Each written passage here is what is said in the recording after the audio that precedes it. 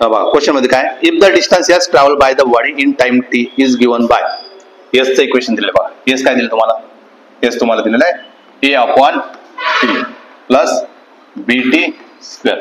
त्याला काय करा, एस बरोबर काय, ए चा पॉवर टी चा पॉवर काय झाला -1 प्लस काय बी टी स्क्वेअर.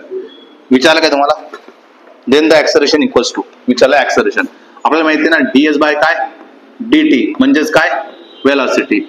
मग याला डिफरन्शिएट केलं तर हा -1 खाऊ जाईल, पुढे होऊन जाईल -1 ए रेस टू किती ए इंटू काय टी रेस टू -2 प्लस काय 2 पुढे होऊन जाईल 2 बीटी.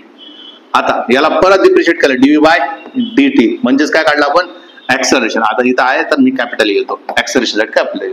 मग काय होऊन जाईल, हा -2 पुढे आला म्हणजे काय होऊन जाईल +2 आणि हा ए होईल आणि हा -2 चा काय होऊन जाईल -3 प्लस काय 2 बीटी. त्याला मी काय केलं, टी कुठे गेला परत एकदा तोच झाला टी रेस टू -3.